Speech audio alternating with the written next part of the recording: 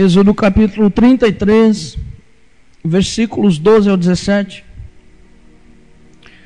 A palavra do Senhor nos fala assim: E Moisés disse ao Senhor: Eis que tu me dizes, fazes subir este povo, porém não me fazes saber a quem has de enviar comigo. E tu disseste: Conheço-te por nome, e também achaste graça aos meus olhos. Agora, pois, se tenho achado graça aos teus olhos, rogo-te que me faças saber o teu caminho, e assim conhecerei, para que eu ache graça aos teus olhos. E atenta também que essa nação é o teu povo.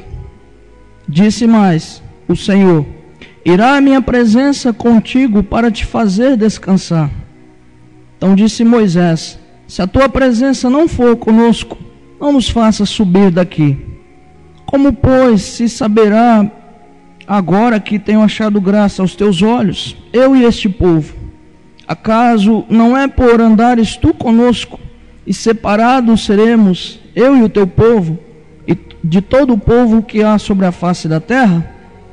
Então disse o Senhor a Moisés: Farei também isto, o que tens dito, porquanto achaste graça aos meus olhos, e te conheço por nome. Vamos orar. Vamos pedir que essa situação de coronavírus, essa pandemia, vamos interceder, pedir que nossas autoridades tenham sabedoria. Às vezes nós observamos, lemos na internet, vemos no jornal, muitos políticos parecem que não sabem lidar, não. Parece que eles estão no lugar onde não deviam estar. Então parece que às vezes eles querem combater um estrago com outro. Então vamos pedir, sobretudo, que esses governantes tenham direção de Deus, que essas autoridades saibam lidar com momentos de crise.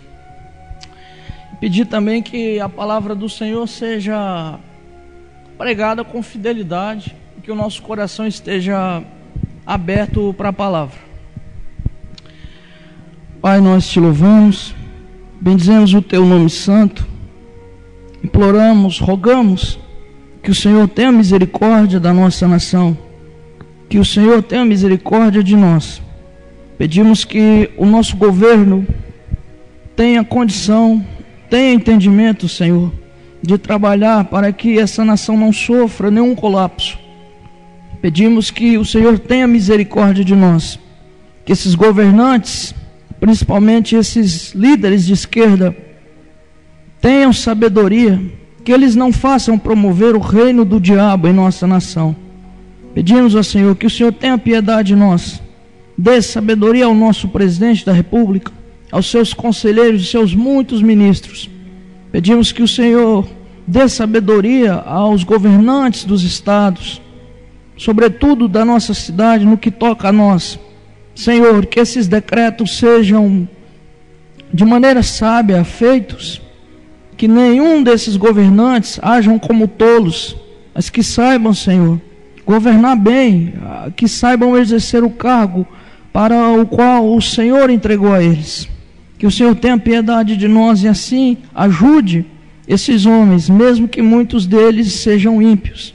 Que a tua direção esteja sobre eles, para que a nação não sofra, para que o justo não sofra o pão mascado do ímpio.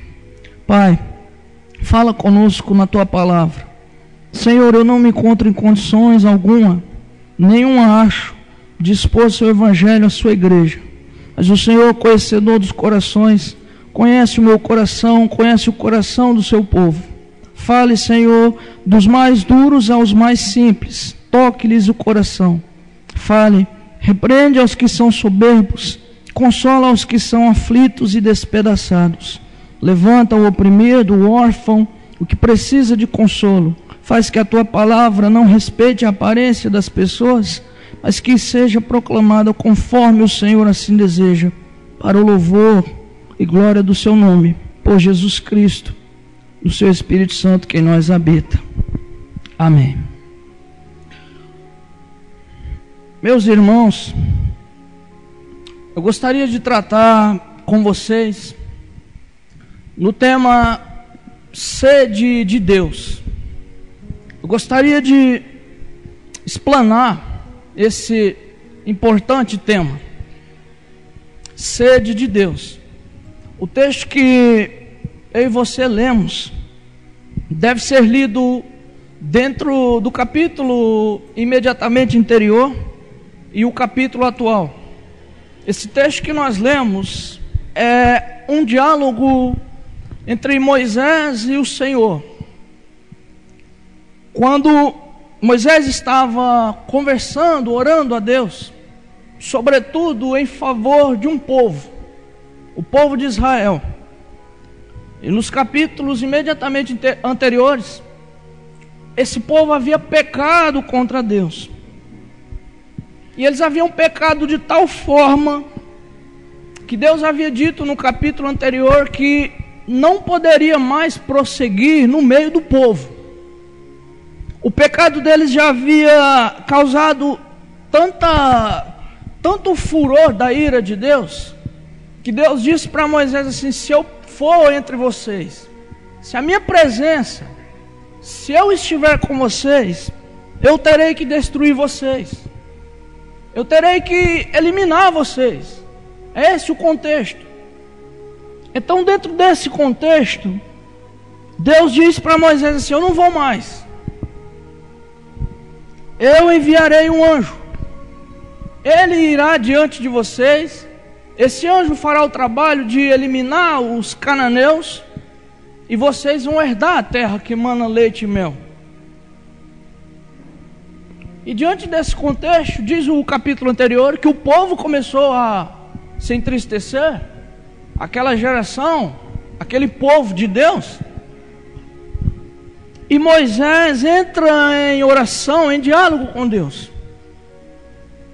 E é nesse contexto que eu quero abordar esse tema. Porque quando Deus disse assim: eu não vou, a minha presença não vai mais.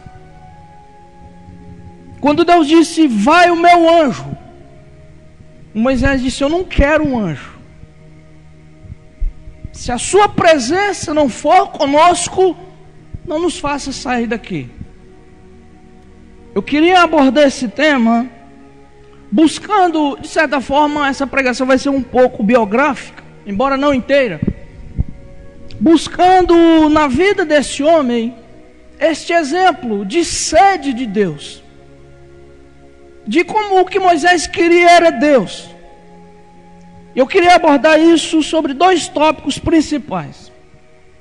Eu gostaria de dizer para você que sede de Deus naturalmente significa, número 1, insatisfação quanto à realização da vida.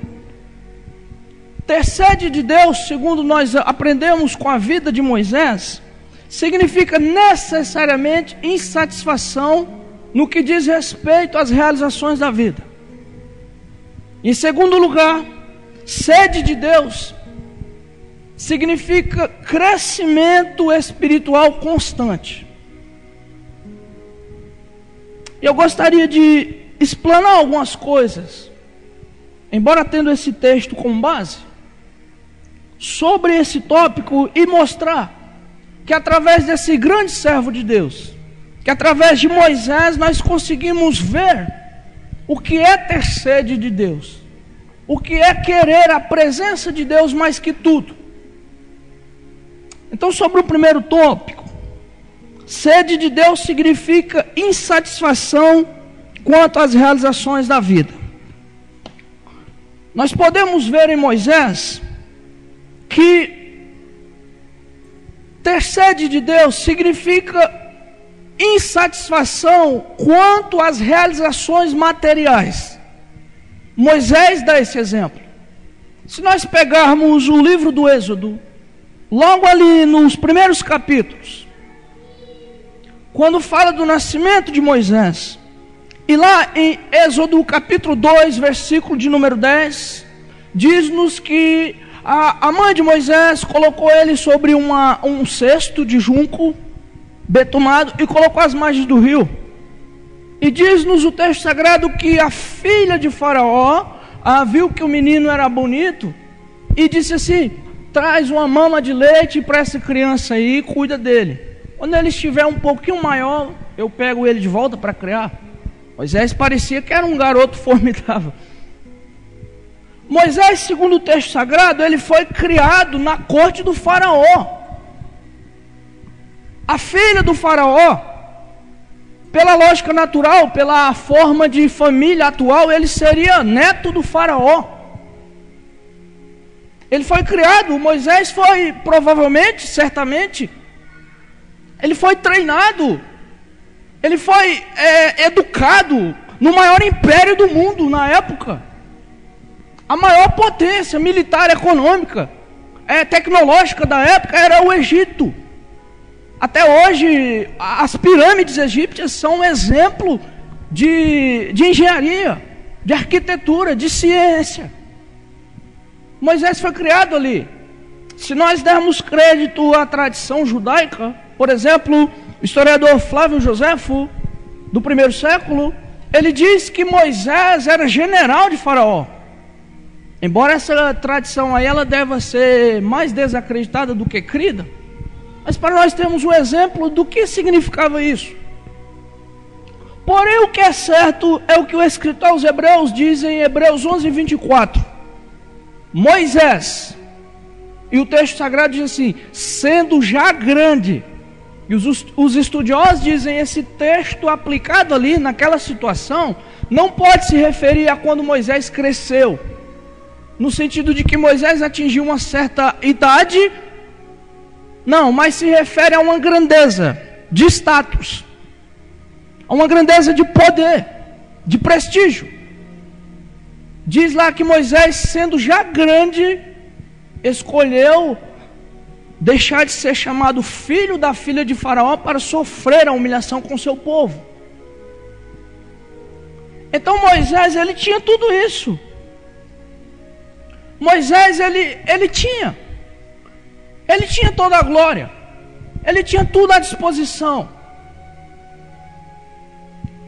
mas ele deixou tudo, porque certamente faltava algo para ele, porque certamente alguém lá no Egito dizia sobre o Deus de Israel, porque certamente ele ouvia falar alguma coisa do único Deus,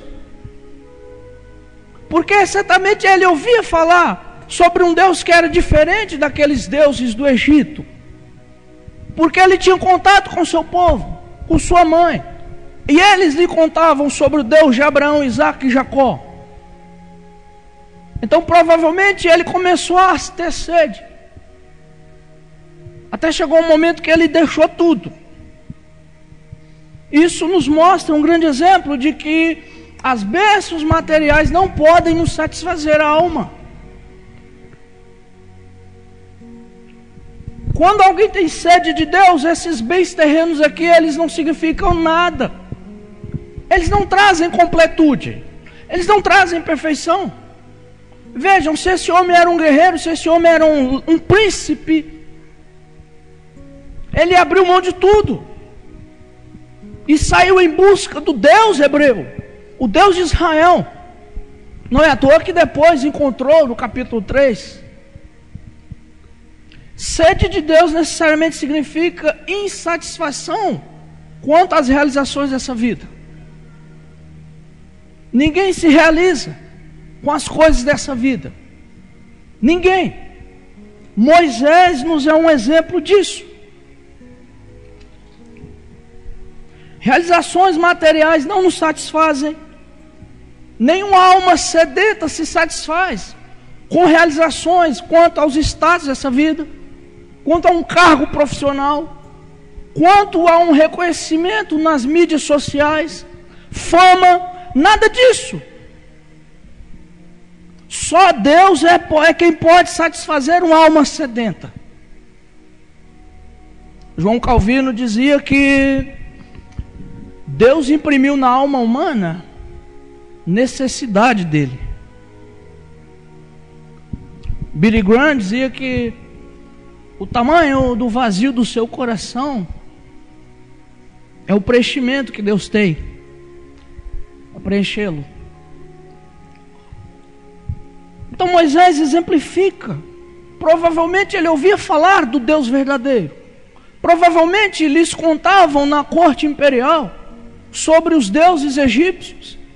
E ele não tinha nenhuma resposta. Então sua alma ficava vazia. E isso é a trajetória de todo ser humano. Todos nós necessariamente somos vazios.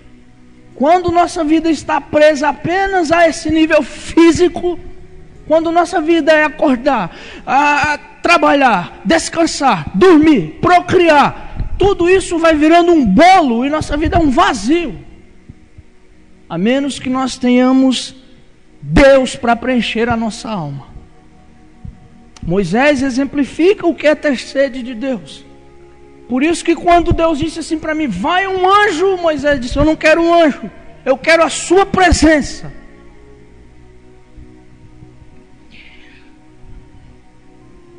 E hoje, esses pregadores de prosperidade, que estão ensinando multidões a buscarem coisas, a buscarem sucesso, congresso para o sucesso, segunda-feira dos vencedores, campanha da bênção da vitória financeira,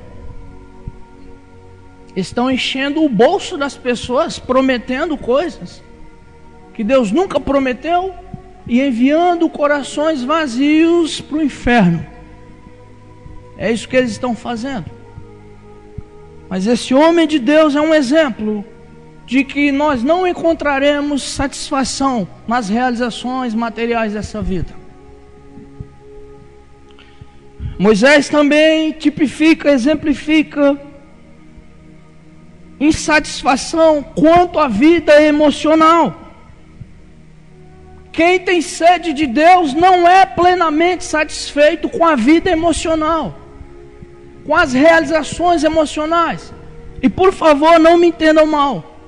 O que eu quero dizer com insatisfação, eu não quero dizer ingratidão. Eu não pretendo dizer murmuração. Não pretendo dizer que você deve ser uma pessoa infeliz porque você só tem família. Não é esse tipo de coisa. Mas eu quero dizer que a satisfação humana não está nas realizações emocionais. Não está. Se nós olharmos para a vida de Moisés, nós vamos saber que Moisés, quando ele sai do Egito, ele já tinha uma família lá. Ele já tinha lá os hebreus, que àquela altura já tinham ele como um certo líder. Então ele já deixou ali os seus seguidores, vamos dizer assim. Nós sabemos que ele tinha uma família. Seus irmãos ali, os filhos de Arão e sua família estavam ali. Mas Moisés sai lá e vai para a terra de Midian, fugindo obviamente de Faraó. E lá diz que Moisés conhece uma família, conhece Jetro. Esse se torna o seu sogro. E ele lá casa e tem família lá. Porém, quando Deus chama Moisés, você tem ideia do que significa isso? Quando Moisés sai do Egito, ele sai perseguido. A sua cabeça foi colocada a prêmio. Moisés era fruto de... Se alguém encontra Moisés e leva a Faraó, ganhava certamente muitos dólares. Mas quando Deus chama Moisés no capítulo 3... Moisés atende o chamado e volta para o Egito, mesmo diante de todas as circunstâncias, vai com seus familiares. Isso significa que diante da aceitação do chamado, tudo que envolvia a família de Moisés, tudo que envolvia o seu povo, corria um risco de vida. Esse homem, ele amava a Deus, que ele não pensava nisso. Ele não encarava as circunstâncias. Ele não vira para Deus e diz assim: Senhor, será mesmo? Faraó ainda queria me exterminar. Será que o Senhor não se equivocou um pouco, não? Deus, eu devo pôr meus filhos, minha esposa e meus 2 filhos em risco? Devo colocar a vida do meu povo? em perigo. Não, você não encontra isso no texto sagrado. Você encontra Moisés indo até o seu sogro e diz assim: Deus me chamou e eu vou para o Egito. Nos mostrando assim que a nossa verdadeira satisfação não está nas nossas realizações emocionais. Não está. Família é muito bom, irmãos são bons, pais e mães, filhos, casamento, porém eles não são um fim em si mesmos. Eles não são tudo da nossa vida. Tem até alguns estudiosos que eles consideram a família entre os melhores bens dessa terra. Eles estão certos. Entre os melhores bens dessa terra. Dessa terra. Mas eles não podem nos satisfazer. Uma alma que verdadeiramente tem sede de Deus, da sua presença, não se satisfaz só com o amor dos familiares. Não se satisfaz só com o amor dos amigos. Não se satisfaz só com o amor dos companheiros, só com o amor conjugal. Eu fico brincando com meu filho Emanuel. Então, às vezes eu choro. Eu choro, pastor Everson. Porque sabe o que eu penso? Eu devo ser meio louco mesmo, mas eu penso, meu Deus, é tão rápido, é tão gostoso quando ele me vê de longe e fala: papai. Eu já fico doido, a espinha arrepia. Eu fico olhando minha esposa, como que ela tem um cuidado, como que lava minha roupa com carinho, como que passa, como que tem um cuidado em não errar o sal da comida. Meu Deus, mas isso não dura para sempre, então eu choro, porque deveria durar para sempre. Eu falo assim: Emanuel, você não deveria crescer, porque daqui a pouco ele completa 18 anos e faz o que eu fiz. Mãe, vou embora, e fui. Então acaba. Então aquela realização que você sentava numa cadeira lá e começava a balançar e colocava os seus filhos, seus netos do lado para assistir um futebol, acaba. Vai embora. Então vai embora. Então aquela sua esposa linda que você conheceu com 18, 19, 20 anos, linda, ela vai virar uma velhinha. E você vai virar um velhinho, você já não vai ser mais lindo para ela, exceto o amor de Cristo que está em vocês. Então é tudo, num certo sentido, o que Salomão diz, é vaidade. Vai embora.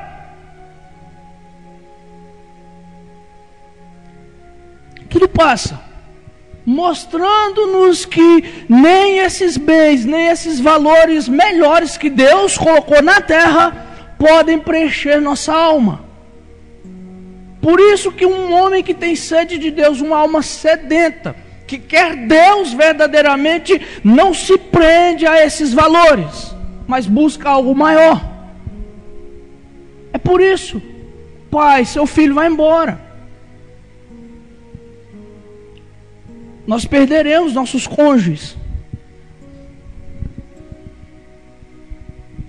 Somente Deus é quem pode nos completar, quem nos pode realizar, quem nos pode preencher de verdade. Só Deus. Moisés exemplifica. Quando Deus o chama, ele não olha para trás, ele não duvida, porque ele sabe que aquele que o chamou é aquele que o vai completar em tudo. Sede de Deus significa insatisfação, significa entender, enxergar, perceber que nossas realizações emocionais são limitadas. Elas têm e vão até um certo nível, e dali eles não passam, elas não passam. Ali o seu alarme de alerta vai tocar e vai dizer: te falta algo ainda.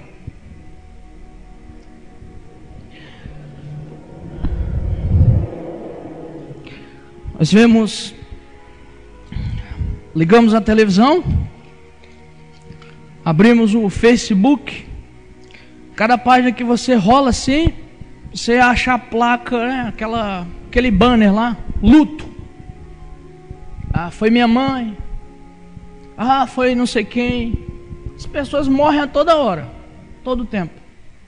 E nós, se você pesquisar assim, pessoas traumatizadas, que não conseguiram se recuperar. Se você fizer uma pesquisa, você vai ver que esse século é conhecido também como o século da depressão, como os séculos dos remédios antidepressivos, porque as pessoas, elas se prendem a isso, elas não temem a Deus, elas não têm Cristo como seu norte, como a sua base principal. Então muitas delas se afogam, muitos se perdem. É óbvio que também muitos cristãos podem sofrer com isso. Não quero aqui ir contra a ciência, mas nós não podemos nos prender a isso. Nós devemos depositar tudo que é em nós, centralizar tudo que nós precisamos em Deus. Devemos ter sede dEle. Devemos crer que só Ele é quem nos enche, só Ele é quem nos satisfaz, e nada mais. Então, quando fizermos isso, todas as nossas outras faltas, eu creio firmemente que Ele vai nos suprir, que Ele vai nos curar, que Ele vai nos preencher.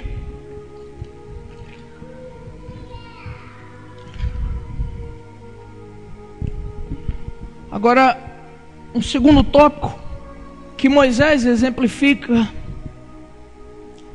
sede de Deus,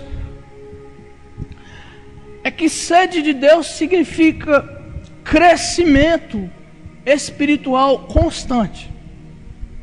Crescimento constante, ou seja, progressivo. A cada dia cresce mais, não para, não estagna, não retorna, mas cresce a cada dia. Moisés exemplifica essa verdade maravilhosa. Nós notamos no texto que Deus, Ele diz que não vai mais com eles. Deus diz: a minha presença não pode ir com vocês, a minha pessoa, eu não posso ir entre vocês. Se eu for entre vocês, eu vou ter que assassinar todo mundo aqui, porque o povo pecava. Esse episódio aqui é o episódio imediatamente posterior ao bezerro de ouro. Deus acabara de dar os 10 mandamentos para eles, e o que eles fizeram? Eles disseram assim para Arão: Arão, Moisés tem 40 dias que foi lá para cima no monte e não desce. Faz deuses que vão adiante de nós. É assim que diz. E o povo obrigou Arão. Arão não tinha outro caminho: ou você faz ou a gente vai dar um jeito aqui. Então ele fez, moeu lá todo o ouro que o povo tinha, fabricaram lá um bezerro e começaram um festival. E Moisés ainda lá no monte, Deus diz assim: ó, desce lá, porque o teu povo, Deus fala assim, tem se desviado. E dentro desse contexto, Deus diz: eu não vou mais. Deus diz: eu vou enviar um anjo. E Moisés sabia, por experiência, que Deus, que a sua presença é muito mais, é muito melhor, é muito maior do que um anjo. Moisés disse assim: Senhor, eu não quero um anjo, eu quero a Ti, Senhor. Não é a mesma coisa, eu não vou regredir. Anjo já apareceu tudo quanto que é anjo aí no meio do seu povo. O anjo está conosco toda hora aí. Eu quero o Senhor. Moisés não queria se afastar de Deus. Moisés não queria. E eu gostaria de mostrar que esse homem, ele tinha uma sede de Deus tão tremenda. E eu gostaria de exemplificar 3 pontos importantes aqui na vida dele. Em primeiro lugar, Moisés tinha uma vida profunda de oração. Moisés era um homem de oração.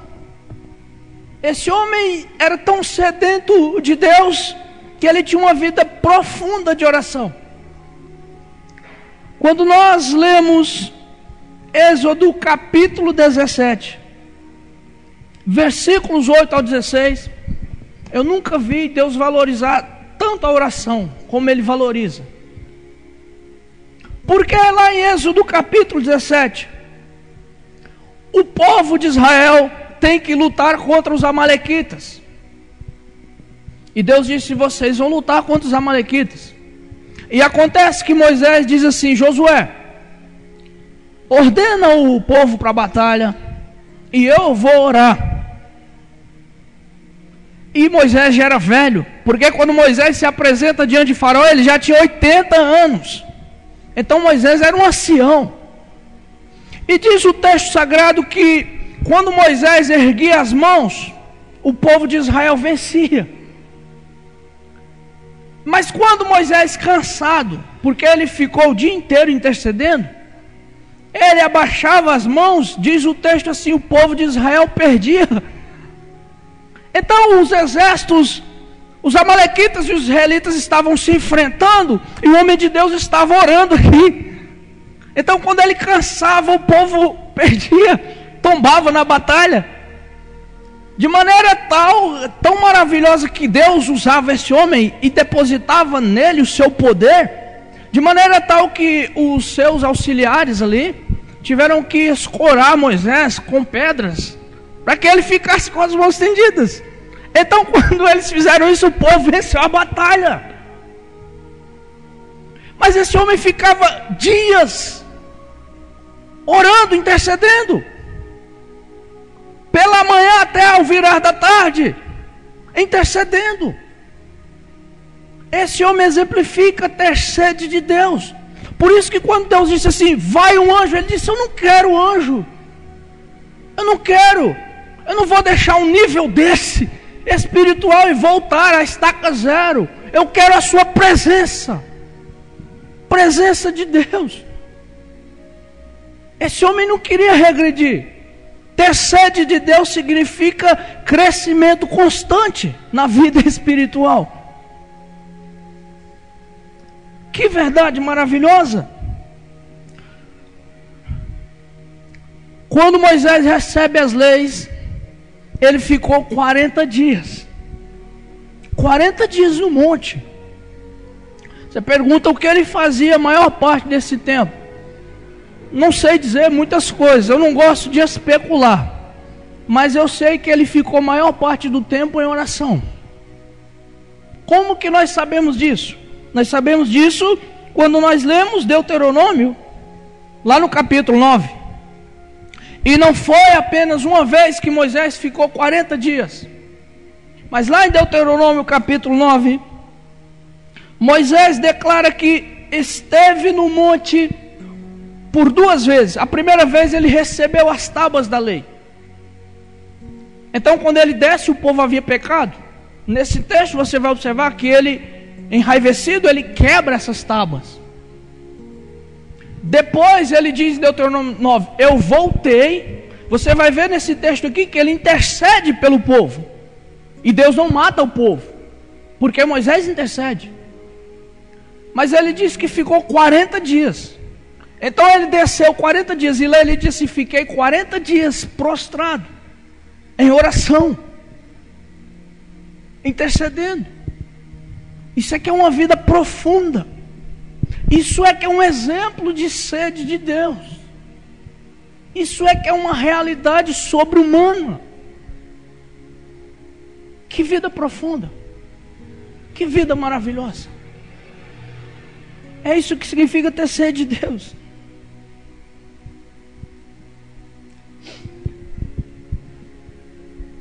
Mas sede de Deus também significa que experiências sobrenaturais também não são suficientes, não nos satisfazem. Vou repetir.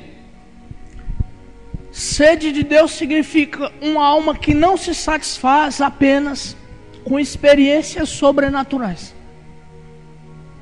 Moisés é esse exemplo. Moisés mostra essa realidade. Tudo o que aconteceu na vida desse homem era envolvido com o sobrenatural.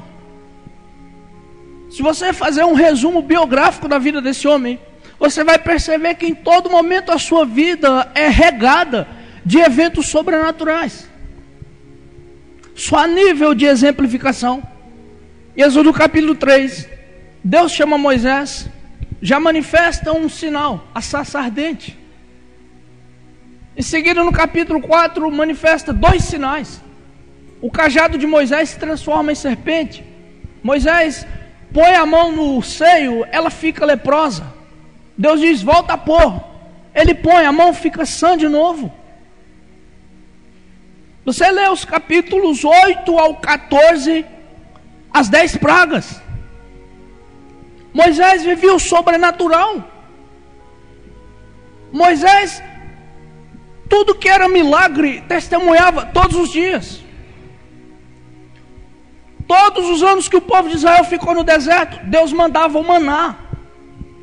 Quando o povo começou a murmurar contra Deus, dizendo, só tem esse maná velho aí, Deus enviou codornizes que, a figura de linguagem do texto diz assim, subiu carne nos narizes. Tinha milagre todo dia. Faltou água, Deus disse, toca na rocha, água saindo da rocha. Durante o dia, coluna de nuvem, porque eles viviam no deserto, uma nuvem fazia sombra para 3 milhões de pessoas aproximadamente. Durante a noite, uma coluna de fogo acompanhava o povo. Nesse capítulo aqui você vai ver que Moisés estendia a sua tenda fora do arraial para falar com Deus, e o texto diz assim, falava Moisés face a face com Deus.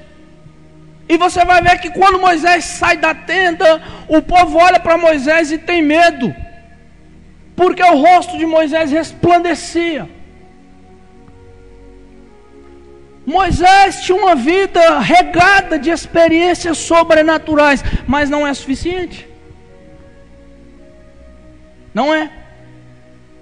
Quando Deus disse assim, eu não vou mais no meio de vocês, eu vou enviar o meu anjo, Moisés disse, eu não quero. Sabe, irmãos, eu fico pensando, esse homem, ele poderia dizer, tá bom,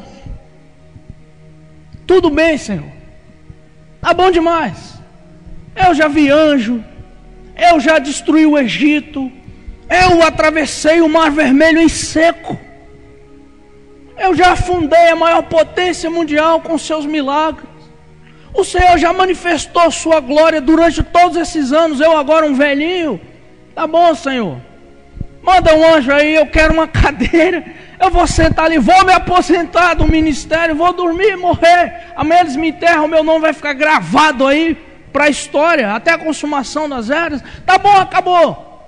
Não, ele ainda queria a presença de Deus. Sabe, irmãos, às vezes tudo pelo que nós lutamos é por uma experiência. Meu Deus, esse homem já tinha vivido uma vida inteira, aproximadamente 40 anos, porque ele foi chamado, ele tinha 40 anos. Então em Êxodo 3 ele tinha 40 anos, aqui ele já tinha 80 anos. Então foram 40 anos de milagres constantes. Esse homem poderia dizer, tá bom demais, Deus já deu testemunho de que ele tem comunhão comigo e eu com ele. Agora tá bom, manda o seu anjo e está tudo resolvido. Não! Moisés ainda assim queria mais de Deus. Mesmo com todas essas 4 décadas de sinais e maravilhas, de poder absoluto, de comunhão, o homem por quem Deus deu a lei, um homem que subiu um monte, o monte fumegava. E diz assim, se alguém se aproximar dos termos, será apedrejado. Um homem que Deus escolheu para colocar na brecha. Um homem que orava e disse, Senhor, não faz isso. E Deus diz, tudo bem, por amor a você. Um homem poderoso. Um homem que a mão de Deus foi maravilhosamente, constantemente, operou através dele. Mas mesmo assim ele queria mais. Queria mais. Mas hoje em dia, qualquer coisinha já está bom. Quantas vezes você não se lembra que o seu coração estava fervendo? Quantas vezes você não se lembra que você lê as escrituras e o seu coração arde? Você canta um louvor e o seu coração acende. E você sente vontade de cantar o evangelho, pregar o evangelho. Mas para você já está bom. Para nós está bom. Quando nós investigando as escrituras, descobrimos um texto difícil, entendemos uma interpretação boa. Você imagina se fosse nós isso aqui? Você imagina esses pregadores da televisão? Esses milagres criados aí? Você imagina? Você imagina, não tem anjo em lugar nenhum, mas o povo estão colocando anjo nas igrejas? Você imagina isso? É óbvio que Deus sabe quem usa e como faz. Mas esse homem, 40 anos, são 4 décadas de milagres. De milagres de verdade, não de milagre fajuto. Mas mesmo assim, ele não queria o milagre. Ele queria o Deus que faz milagres. Não importa. Eu não quero milagre. Eu não quero o seu poder. Eu quero a sua presença. Eu não quero um anjo. Eu quero o Senhor. Não basta um anjo. Não basta tudo que o Senhor já fez. Não basta no sentido de que essas coisas em si não me suprem, Senhor. Moisés estava dizendo assim para Deus, assim: Deus, eu não me importo com os milagres. Eu não dou valor especial aos milagres. Senhor, eu não quero um anjo. Eu não estou preocupado com o maná. Eu não estou preocupado com todo esse terror que o Senhor fez. Eu não quero a destruição dos meus inimigos. Eu não quero, Senhor. Eu quero o Senhor mais que tudo. É isso que Ele está nos ensinando. É isso. Eu não quero o seu poder. Eu não te amo porque tu fizeste todas essas coisas. Eu amo por quem tu és.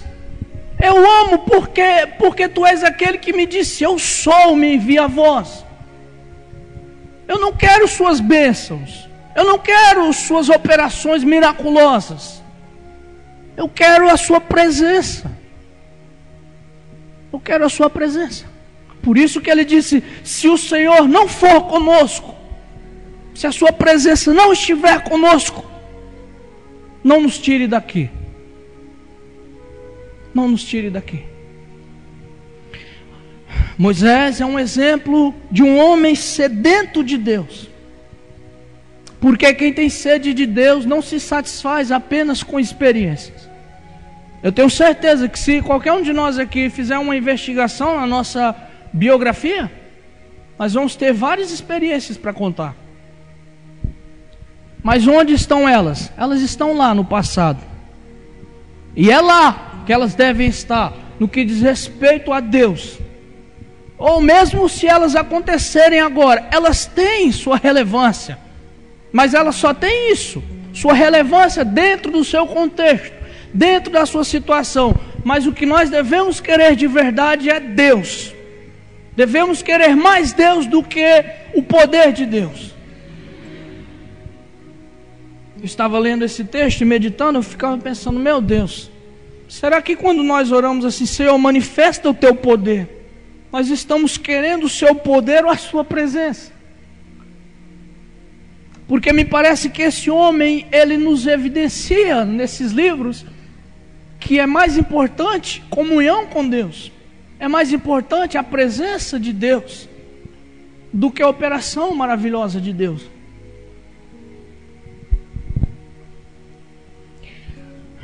Mas sede de Deus significa também paixão pelas almas. Moisés mostra que sede de Deus é crescimento espiritual. E ele exemplifica isso porque ele era um homem que tinha paixão pelas almas do seu povo. Deus o chamou para liderar uma nação. Essa nação depois produziria, geraria o filho da promessa, Isaque. Em Isaque depois nasceria o nosso Senhor e Salvador, Jesus Cristo. Mas Moisés, dentro da sua época, ele exemplifica que ele tinha paixão por aquelas almas. Ele amava aquele povo. Se nós observarmos, lembrem-se que ele acabara de interceder a Deus em favor daquele povo. Deus havia dito: Moisés, eu vou exterminar essa geração. Eu vou fazer em você, Moisés, uma nova geração. Através de ti eu vou construir, eu vou cumprir a promessa. Eu vou dar essa terra através da tua geração, dos teus descendentes. E Moisés, nós encontramos ele intercedendo em favor do povo, dialogando: Deus, não faz isso. Se o Senhor exterminar esse povo, esses pagãos, esses cananeus, os egípcios, eles vão dizer assim: Deus conseguiu tirar eles da terra do Egito, mas não tinha poder para introduzir eles na terra. Deus tirou esse povo para matar. Nós vemos esse homem intercedendo de maneira poderosa. E esse homem intercedia tanto, que depois você leia Deuteronômio capítulo 9. Porque Êxodo descreve resumidamente o que aconteceu. Deuteronômio dá mais detalhes do que aconteceu nesses capítulos aqui. Então ele sobe, recebe as leis, desce, o povo peca, ele intercede. Mas não foi uma intercessão simples, como está resumida aqui não em Êxodo.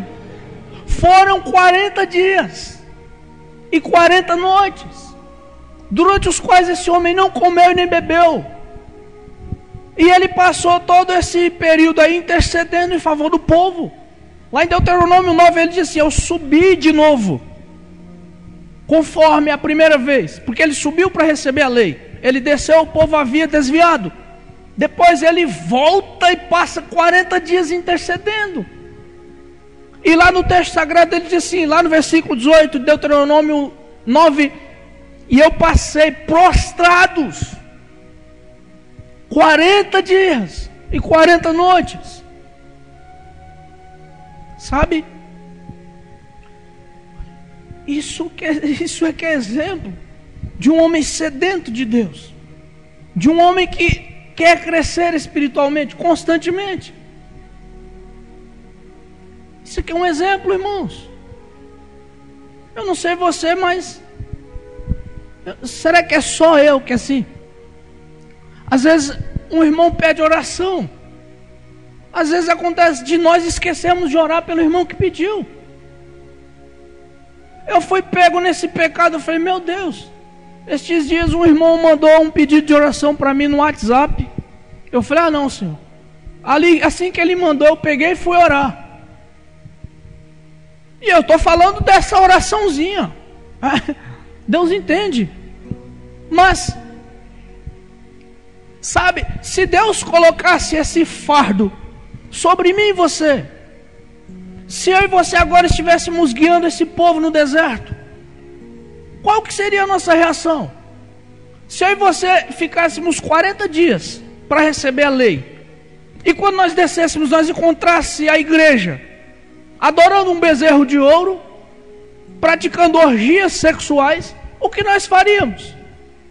Quantos de nós não diríamos assim: Senhor, o Senhor está certo, manda fogo, manda, Senhor, mata, manda um anjo poderoso aí com uma espada. Mas o que esse homem faz? Ele se prostra.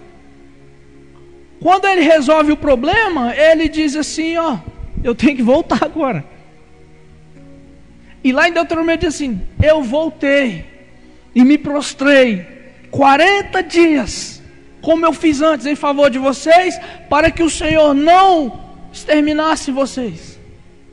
Isso aqui é paixão pelas almas. Isso aqui é paixão. Nós devemos nos prostrar diante do Senhor em favor dos perdidos. Se nós verdadeiramente amamos a Deus e temos sede de Deus, nós não estamos satisfeitos com o crescimento espiritual que até aqui nós tivemos. Não basta. Não basta. Eu sei que muitos de vocês, assim como eu, já tiveram experiências, mas elas não são suficientes. Não parou aqui. Eu sei que muitos de vocês têm vida de oração, mas não é suficiente. Eu sei que muitos de vocês oram, já oraram, muitos já pararam de interceder pelas almas, mas não é suficiente. E eu também sei que nenhum de nós chegou no nível como esse homem Moisés chegou de comunhão com Deus. E mesmo assim esse homem não queria parar. Mesmo assim ele queria continuar. Mesmo assim não era suficiente. Todos esses anos ele ainda exemplificava um homem apaixonado pela presença de Deus. Ainda um ancião, cansado. Ainda assim um homem profundamente, poderosamente usado. Ainda assim não bastava. Não estava bom. Ele poderia dar um basta. Chega, Senhor, eu cansei. Esse povo só dá dor de cabeça. Esse povo só dá trabalho. Ô, geração ruim e perversa. Já basta. Vou me aposentar. Josué, dá um jeito aí. Não. Perdoa este povo. Ele amava. Ele tinha paixão. Tinha seus momentos de crise, é verdade. Mas não estava bom. Ele queria mais. Então alguém que tem sede de Deus tem uma vida de crescimento espiritual constante. Vejam vocês, olha o nível espiritual que esse homem chegou. Ele não poderia. Quando Deus disse aí, vou enviar um anjo no meio de vocês. Moisés não poderia dizer, tá bom, tudo bem, Senhor, o Senhor está certo. Não é isso que ele faz. Não basta. Nos mostrando que tudo aquilo que ele deixou no Egito não era suficiente. Toda a sua abençoada família não era suficiente. Por mais que ele tenha visto os milagres de Deus, por mais que ele tenha visto os feitos de Deus, não é suficiente. Por mais que ele tenha intercedido em favor daquele povo, também não era suficiente. Ele queria mais. E o que ele queria? Ele queria Deus. Deus. Você não está entendendo? É Deus, a sua pessoa. É Deus. Muito mais do que bens.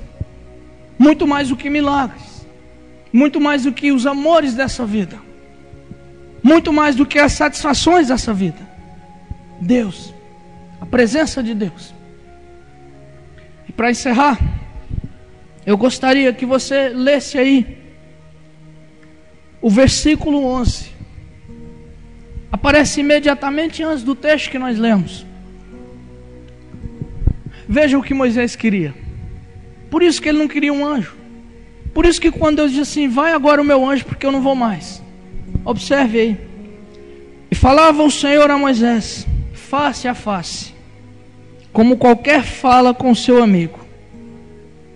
Depois tornava o arraial, mas o moço Josué, filho de Nun, seu servidor, nunca se apartava do meio da tenda.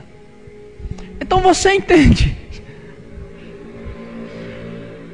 Você entende por que Moisés não queria um anjo?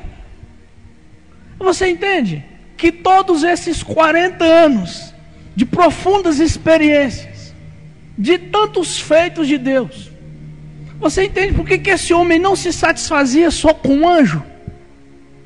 Você entende o que é sede de Deus, o que é querer Deus? É porque esse homem ele vivia face a face com Deus. Você viu a profundidade desse texto? Meu Deus! Deus tinha um amigo. Falava com Moisés como qualquer um fala com seu amigo. Deus falava com Moisés assim como nós conversamos.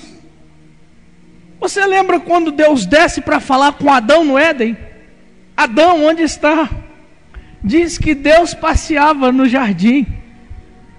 Você percebe o nível de comunhão que era? Então um homem absolvido dessa forma na presença de Deus, você acha que ele vai se satisfazer só com milagres? Você acha que ele vai se satisfazer só com bens terrenos, essas coisículas aí? Não. Você acha que ele vai se satisfazer só com um anjo? Não, meu irmão. Moisés tinha comunhão com aquele que é mais que tudo. Um anjo é desse tamanhinho. A comunhão que Moisés tinha era sem medida. Isso é que é sede de Deus. Um homem que tinha essa comunhão com Deus, ele não precisa de outras coisas. Você acha que ele vai regredir? Não vai. Isso é um exemplo de sede de Deus. Por mais que ele já tivesse, por mais que ele já andasse com Deus, ele não queria mais se apartar de Deus. Uma vez com Deus, voltar atrás, duvido muito. Duvido muito. Então isso é ter sede de Deus. É querer a pessoa de Deus. Deus Pai, Filho e Espírito Santo fazendo morada, fazendo essa comunhão íntima que nos leva, através de seu Filho Jesus Cristo, a ter essa comunhão face a face com Deus. É isso que eu e você precisamos, e é isso que significa ter sede de Deus. E Moisés nos dá esse exemplo. Amém? Vamos nos colocar de pé. Uau, 9 horas. Que Deus possa ter falado com você. Sabe do que eu e você precisamos? De ter mais comunhão com Deus. Nenhum de nós aqui precisa necessariamente das bênçãos de Deus. Nenhum de nós. O Senhor Jesus diz: busca primeiro o reino dos céus e a sua justiça. É isso que nós precisamos. Nós precisamos elevar o nosso nível de comunhão. Nós somos uma geração rasa em todos os sentidos. Se nas coisas simples da vida nós somos rasos, imaginem nas coisas espirituais. Então o que nós precisamos é elevar o nosso nível de comunhão com Deus. Nós precisamos ter sede de Deus, sede da sua presença. Senhor, nós te bendizemos, exaltamos o teu nome santo, glorificamos a ti. Sei que o exemplo de Moisés é muito elevado para nós. Eu sei que muitos de nós provavelmente jamais teremos tal comunhão como Moisés teve. Porém também é verdade que a palavra do Senhor diz que há uma nova aliança. Há uma nova aliança em Jesus Cristo, que nos faz ter uma comunhão, num certo sentido, até melhor do que essa. A sua palavra nos diz que nós não chegamos no monte palpável, nós não chegamos, Senhor, ao lugar do temor, nós não chegamos a um monte de fogo que nos faz tremer, mas nós chegamos a Jerusalém celestial, ao ajuntamento de todos os filhos de Deus, pelo sangue do Senhor Jesus Cristo. Pai, perdoa os nossos pecados, perdoa os meus pecados. Eu sou o principal dos pecadores. Perdoa-nos porque nós não buscamos isso, nós evidenciamos que nós não temos sede da tua presença. Nós nos satisfazemos com mixarias, com ninharias, que têm pouco ou nenhum efeito na nossa vida espiritual. Nós somos demais estagnados, acomodados. Mas, Pai, que o teu Espírito Santo possa operar em nosso coração, para nós podermos ter realmente sede de ti, sede da tua presença, para que o nosso nível de comunhão possa crescer mais, para que nós possamos nos apaixonar pela sua glória, para que nós possamos amar a ti, não as tuas coisas, não as bênçãos, não o teu poder, mas a tua pessoa, para que nós possamos buscar o Senhor face a face, em nome do Senhor Jesus Cristo. Amém. Deus abençoe os irmãos. Amém.